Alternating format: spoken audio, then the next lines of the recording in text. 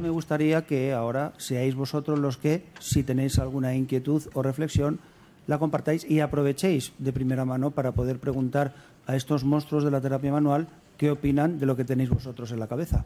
Adelante. Good morning. My name is... Buenos días. Voy a hablar en inglés porque mi pregunta es para el profesor León.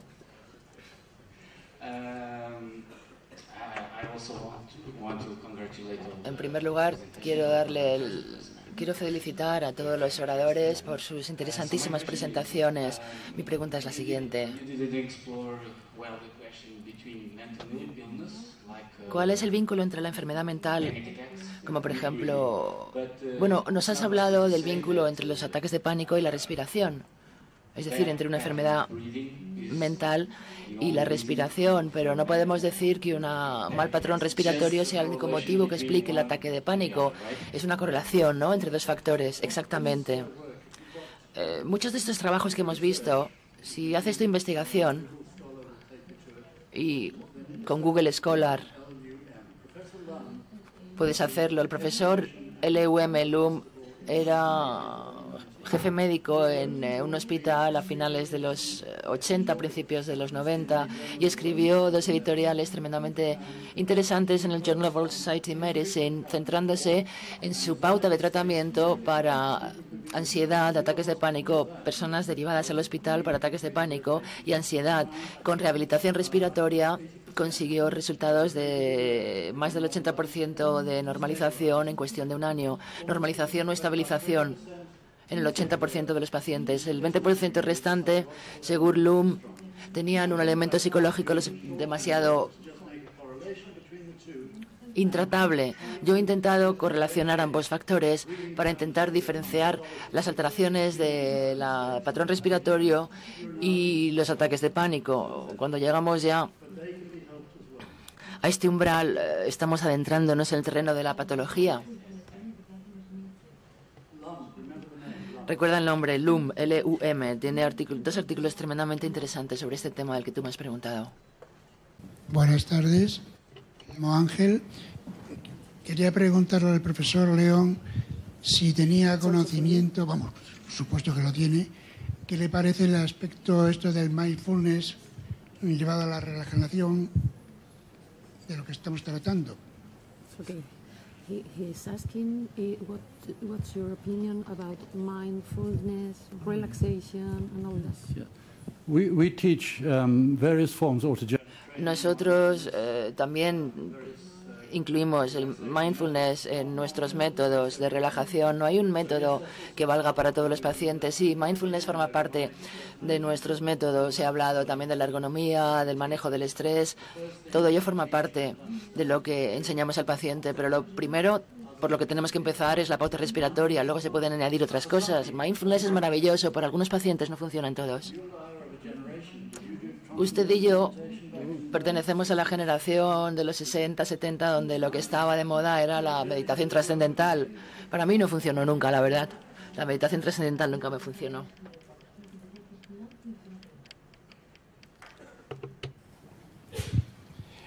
Orazio Meli, buongiorno. Una domanda al dottor Pilat. Muy buenos días. Quería hacer una pregunta al doctor Pilat. Si me lo permiten, le voy a hacer dos preguntas. Primera pregunta. En su opinión, ¿qué manera o qué forma tenemos para revertir en la práctica clínica lo que se ha explicado claramente en su ponencia, para modificarlo? Y le voy a plantear la segunda pregunta. Hay unos autores que hablan del tejido conectivo y hacen una diferenciación de perimisio, endomisio. El endomisio lo dividen en endomisio sensorial y endomisio no sensorial. Usted nos ha explicado claramente cuál es el aspecto mecánico del endomisio y se ha referido ligeramente a la parte sensorial. Pero hay autores que indican el endomisio sensorial como un componente de transmisión de la acción. Es como si fuera una sucesión de reacciones en cadena y que luego pone en marcha el movimiento. ¿Usted qué opina a este respecto? Yo creo que la primera observación pudiera ser la siguiente.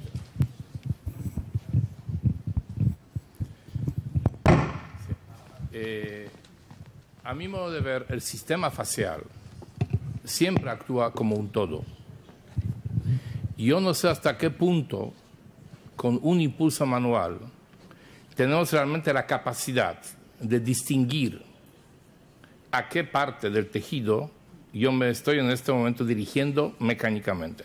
Porque mi input es manual, no es otro. Entonces, yo estoy colocando en un estrés el sistema. Estoy esperando un feedback del sistema. Y yo ajusto movimiento terapéutico al sistema. Una de las últimas diapositivas de investigación del profesor Mense, porque sobre inervación de la fascia sabemos todavía muy poco. Yo no me atrevería a responder directamente a la primera pregunta. Sin embargo, lo que sugiere Mense y otros, Mense en el último congreso de fisioterapia dijo que hay 10 estudios serios sobre la inervación de la fascia. 6 de ellos son de él. Entonces, él puede hablar con propiedad. Y él dice que la fascia realmente tiene la capacidad de actuar como un ente de propiocepción. Ahora, si yo hablo de propiocepción, pienso solamente en el aparato locomotor, estoy sacando del contexto una pequeña parte. Entonces, yo creo que la primera pregunta es, ¿la propiocepción, la interocepción, no sería la misma cosa? ¿De dónde viene ese razonamiento? Porque esos estudios que yo mencioné están indicando que la fascia no tiene inervación solamente para ella, sino siempre comparte inervación con otro tipo de tejidos. Y este otro tipo de tejidos generalmente son las vísceras. Entonces, responder qué parte de endomisio responde en esto a mi impulso, yo no me atrevería a decir. Yo creo que ni el marco conceptual ni el marco científico permite dar una respuesta clara, sería especular solamente sobre el tema. Yo creo que sí se modifica el proceso propioceptivo a raíz de la aplicación de un impulso de ese tipo. Pero vuelvo a repetir, yo creo que si hay cambios y la respuesta se inicia, por ejemplo, a nivel de endomisio, modifica hipermisio y modifica epimisio y modifica todo el sistema. Y lo que yo mencioné, que las investigaciones, yo me refiero a serias revistas de alto impacto, son muy recientes. Estamos descubriendo las cosas, pero todavía dar una opinión definitiva yo creo que nos falta bastante. Siento mucho, pero yo creo que hasta aquí hemos llegado en este momento. Creo que ha quedado bastante claro la circunstancia entre la respiración y los procesos mentales, por llamarlos así. Creo, y su evidente relación con el pH sanguíneo. Mi pregunta va en relación a algo que no ha hecho hincapié, y es la relación nutricional. Comprendo que las dietas que tengan una base alcalina también van a ayudar a que todos estos procesos aumenten. Gracias. Okay. You know, it's very funny when you go. Es bastante curioso cuando vamos a una tienda de alimentos sanos. Hay un montón de libros para seguir una dieta más alcalina, sobre la idoneidad de las dietas alcalinas. Si estoy hiperventilando, sin embargo, nos lleva nada más que un minuto llegar a este estado de alcalinidad. Hay un signo de interrogación en todo lo que se refiere a la dieta alcalina. Yo creo que hay que evitar un exceso de alimentos acídicos. Yo soy vegetariano y desde luego no estoy a favor de la ingesta de carne. Yo estoy muy a favor de la dieta mediterránea con verduras y frutas, pero una persona que tiene alteración del patrón respiratorio tiene que asegurarse de que su nutrición sea adecuada en lo que se refiere a la ingesta de proteínas. Recomendamos proteínas en suficiente cantidad, de huevos, queso, por la mañana y luego 3 veces al día más, con ensalada, con verdura. Es todo lo que puedo decir al respecto. Sabemos que los niveles de glucosa en sangre, incluso en los niveles más bajos dentro de lo normal, pueden ser un factor desencadenante si una persona ya es ansiosa e hiperrespira en mayor o menor medida. Luego, si eres un hiperventilador crónico, podemos plantearnos la idoneidad de suplementos de calcio y magnesio en función de si tiene calambres musculares o no. No sé qué más decirle al respecto, excepto que no estoy para nada a favor de la ingesta de carnes rojas. Esta es mi propaganda vegetariana. Hola, buenas tardes. Mi pregunta es para el profesor León. Es un caso que me ha pasado a mí concretamente en mi tratamiento con otro paciente que tenía una apnea nocturna, y al introducir la respiración en RPG, intentando hacer el trabajo paradoxal, respiración paradoxal, entonces le aparecieron unos temblores, una subida de tensión, y a raíz de eso se desencadenó una hipertensión que costó mucho regular. Entiendo. Es por ello que me gustaría dedicarle un par de minutos a este tema. Si alguien tiene tendencia a la hiperventilación, si normalmente hiperventila, una de las pruebas que realizamos en la consulta la primera vez que vemos al paciente es decirle, fíjese en el cronómetro, en el reloj o en el teléfono y contenga la respiración todo lo que pueda mientras se sienta cómodo. Hay gente que no lo puede hacer más de 1 o 2 segundos antes de entrar en ese estado de excitación o de pánico. Se sientan como si fuesen a morir, a ahogarse. Es una alarma que dispara el cerebro, que les obliga a respirar, lo cual indica claramente que tenemos que tratar o tenemos que abordar el problema muy, muy gradualmente. Empezamos entonces no con la respiración, sino con la relajación para normalizar la zona diafragmática, la musculatura o las conexiones entre musculatura y fascia. Fácilmente podemos provocar esa respuesta, lo cual aterroriza al paciente, que se niega a realizar estas pruebas más. Así que con ciertas personas tenemos que ir muy, muy, muy lentamente. No sé qué más consejos darte. Nosotros tenemos diversos métodos, pero en cualquier caso todos se basan en la educación y en un abordaje gradual para normalizar la respiración. Pero si un paciente tiende hacia el pánico, desde luego nadie va a hacer un ejercicio que les resulte incómodo o que les asuste. Vamos a perder al paciente inmediatamente en cuestión de minutos si entran en el pánico tan rápidamente. Así que lo que hay que hacer es ir muy, muy, muy despacio. No sé qué más decirte, la verdad.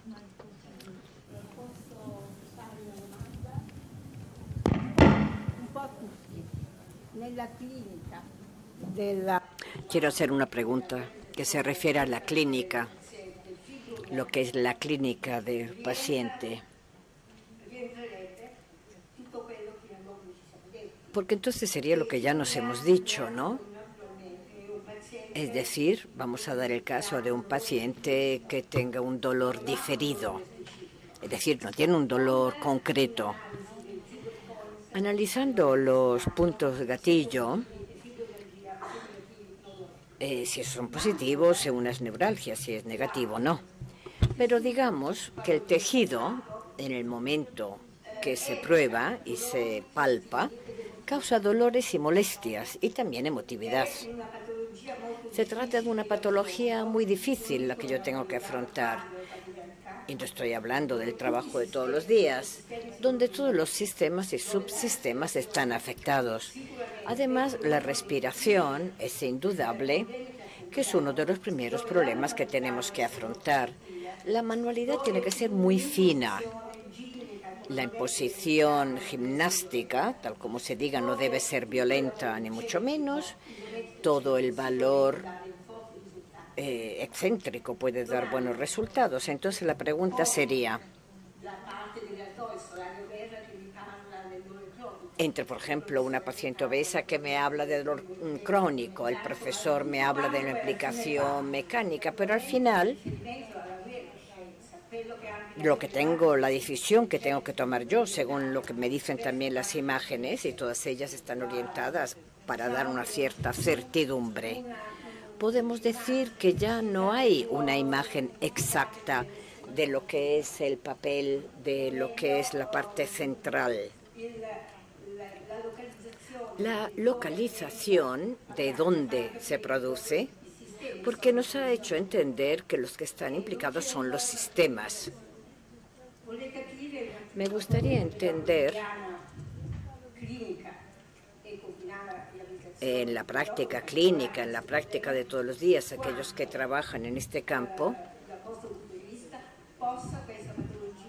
esta patología unida, digamos, participan muchos especialistas, por ejemplo, médicos, psicólogos y aquellos que se ocupan para reequilibrar todo, incluso la biomecánica, cómo pueden compartirlo todo.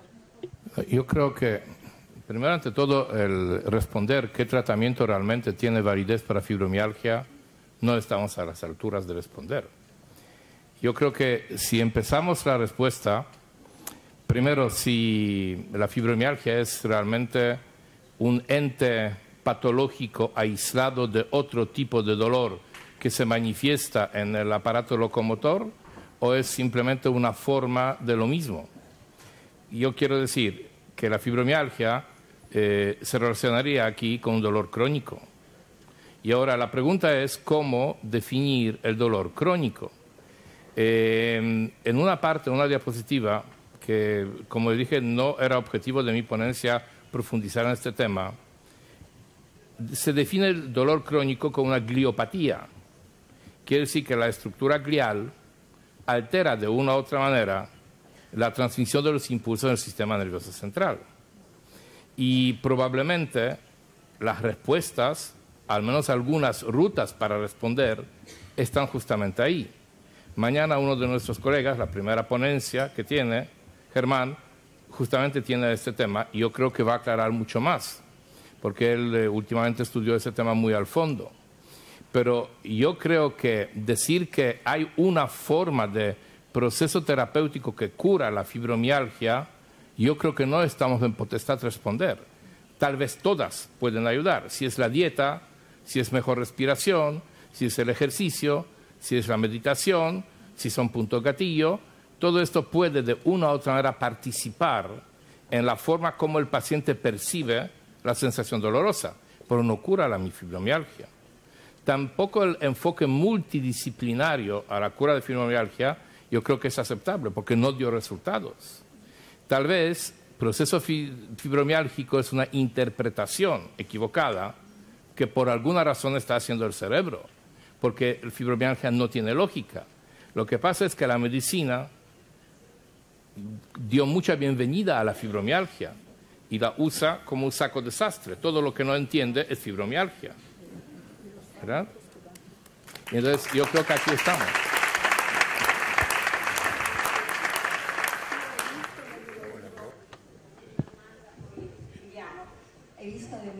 Cierro. El dolor crónico. Como habéis probado, la medicina interviene y cuanto el RPG, que desde luego a nosotros nos ha ayudado, puede actuar sin fármacos y puede alcanzar resultados. La medicina muchas veces maquilla un síntoma. En todo tipo de enfermedades que nuestra sociedad tiene, las úlceras, hipertensión, fibromialgia, etcétera, la medicina encontró mucho remedio que permite controlar la sintomatología y cronificar la enfermedad, pero no la cura. Entonces, probablemente la respuesta está en otra parte, ¿no? No, se lo estaba preguntando a Soraya, a ver cuál era su experiencia de tratamiento del dolor crónico. ¿Has tenido experiencias con estos pacientes?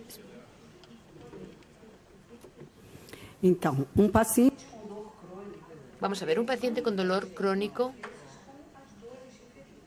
se manifiesta muchas veces dolores referidos y nuestro objetivo frente a un síntoma o una queja con la cual el paciente llega buscando una acción terapéutica, pues tenemos que investigar y verificar exactamente cuáles son los músculos implicados. Y esto, si tenemos una condición crónica, digamos que es una vía poco lógica. Y yo creo que lo que tenemos que hacer es volver a la lógica. Existen varias acciones. Existe la acción de los fármacos, también todo un proceso de retracción y tensión muscular. Bueno, pues yo creo que nuestra acción terapéutica tiene que ir dirigida a la tensión muscular. Se han desarrollado puntos álgidos, puntos gatillo activos. Tenemos que ver cuál es el origen del punto gatillo. Esta es nuestra acción terapéutica para liberar la tensión muscular. Entonces tengo que actuar en vía ascendente en dirección al sistema nervioso central, disminuyendo este input siempre con sustancias algógenas. Entonces nuestra propuesta es retomar la restauración muscular de un músculo que debido al dolor crónico o al proceso crónico, pues este músculo ha desarrollado una sintomatología de dolor referido. Y nuestro trabajo, insisto, terapéutico tiene que ir en este sentido. The only word I understood there was fibromyalgia, and it just reminded me of a study that was done in New Zealand at the Osteopathic School in Auckland. Estamos en Nueva Zelanda, en la Escuela Osteopática de Auckland, con una mujer con fibromialgia. Analizaron con estas pacientes su ciclo menstrual. En el diagnóstico, la mayoría estaban en la fase de premenstruación postluteal. En la segunda prueba, sabemos que el diagnóstico es artificial. Si pulsan el botón 18 puntos, si hay una serie de síntomas, se da el diagnóstico. Es un diagnóstico artificial. Estamos hablando de personas con diagnóstico de fibromialgia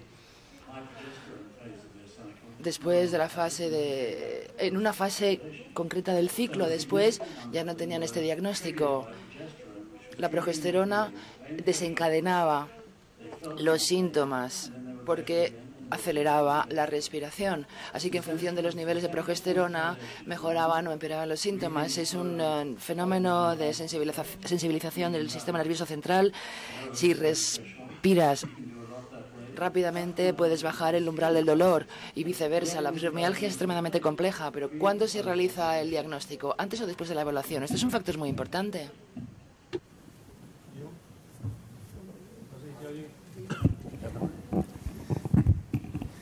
Yo quería hacer una pequeñita aportación. Creo que es un tema complejo, ¿no? La fibromialgia y todos los síndromes dolorosos crónicos, y que realmente los enfoques tienen que ser interdisciplinares, ¿no? Hay muchos trabajos que relacionan, por ejemplo, la falta de contacto manual en los primeros meses de vida con la mayor predisposición a que esos sujetos desarrollen después enfermedades autoinmunes o enfermedades dolorosas crónicas, como por ejemplo la fibromialgia.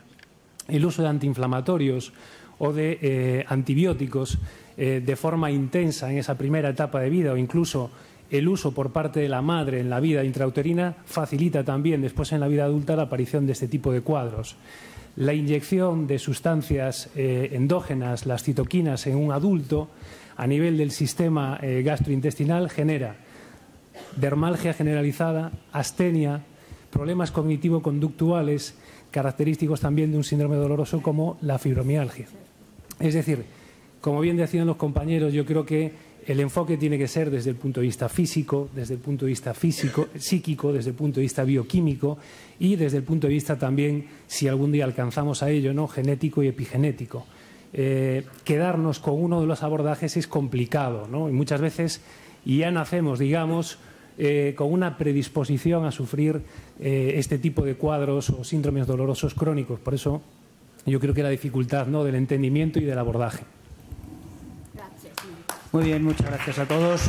Yo creo que esto va a tener algo que ver con el concepto de globalidad que muchos llevan abanderando hace mucho tiempo.